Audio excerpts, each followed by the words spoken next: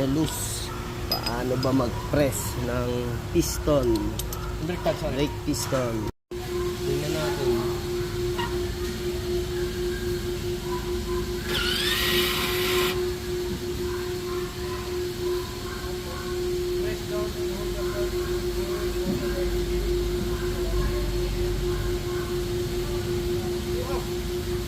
Sige. Opo. Hindi ko magre-release. Diba? Parang Kailangan mo parang mamadali dito. papalit tayo ng brake pads with electronic parking brake. Kung paano ba i-press. Tapos sinatanggal natin yung pinaka motor niya, no, electronics. Ginamitan natin ng Allen wrench sa likod. Dalawa lang po yan na nakakabit. Yan. Okay. Ayan, pihitin mo na yan. Yan mga paps, pinipihit natin ng Allen wrench dito. Tapos dito rin yung ating pang press. Yan. Okay, sige. Tapat mo lang yung ginagawa namin para lang mo Sabi idea. yung ano mo? Ha? Sabi yung pang-press mo. Okay. Mga tabing siya Pause mo nga muna, boss. Baka maubusan ako ng memory. Muli. Yan. Tapos babalik ko. Ha? Babalik ko ngayon, hindi na. Ikot mo pa, para sa mukid. Oo, agad. Sagad na yan? Oo. Kasi babalik ko ngayon. Hindi, ilalagay mo muna yung brake pads. Hindi, kulang pa ako. Ha? Lalagay na. Ayun ay, lalagay na. Yan, na-press na nga natin mga idol. Yun.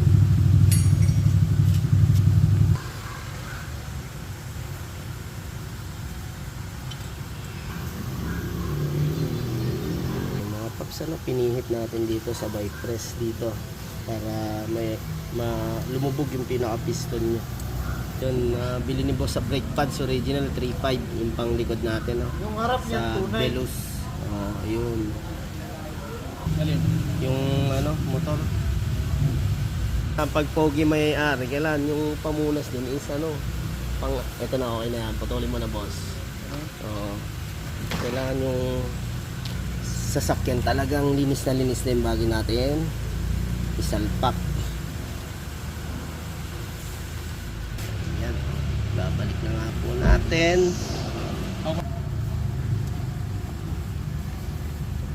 Ayun, yung sarap kahit timikit tayo dun. Oo.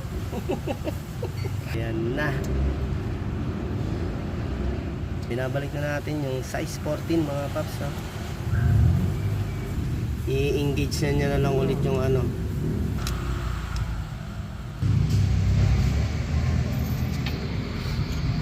Ayun, medyo marami lang proseso pag may electronics parking brake pag magpapalit ka.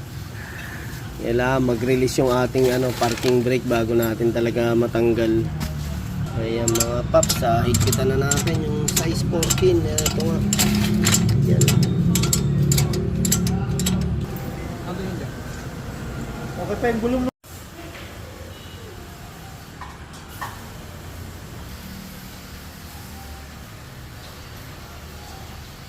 Yan, sa brake pan si boss, yung isa manipis, yung isa makapal. Kaya mga paps, yung parts number ng pan Toyota Belus. Likod mo. Sa likod 3.5 ang kuha ni boss. Original naman siya, made in Japan. Yung mga paps, tinanggal na uli natin yung caliper. Luluwagan natin yun sa Allen wrench. Yan, tinatanggal po natin yung electronics parking brake. Yan mga paps.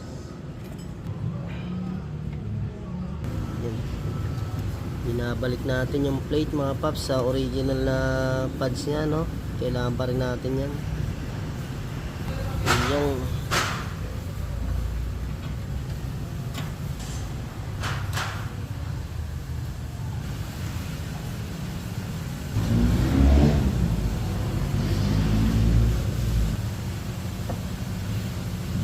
brake pads kasi talaga 50 pataas, hanggang 70 talagang kailangan na rin palitan. Pero nung last PMS ko sa kasa, kapal nga yung harap. Yun ang sabi. Ayan, mas una tayo nagpalit sa rear brake ni boss. una siyang nanipis. Yan mga paps, ingatan lang natin yung electronics parking brake na motor, ano. Hindi pwedeng madumihan, tsaka kailangan sentro. Kung pwedeng lagyan ng kulambo, lagyan nyo ng kulambo o kumot, ano mga idol, samahan nyo na ng unan para matutulog na itong gumagawa. Ayan mga paps, sigpitan mo na rin to sa taas, ha. Medyo palapat na siya. Check natin yung sarap ni boss sa brake pads. Yung mga paps, ganun lang pagka nagpapalit tayo ng electronics na brake pads or may electronics na park brake para mapalitan natin. Kailangan natin tanggalin yung pinaka-electronics niya. Ayan, Wow. thank you. Ayan, naka-release. Check natin. Kabila. Okay. Okay, kumakagat. Pwede.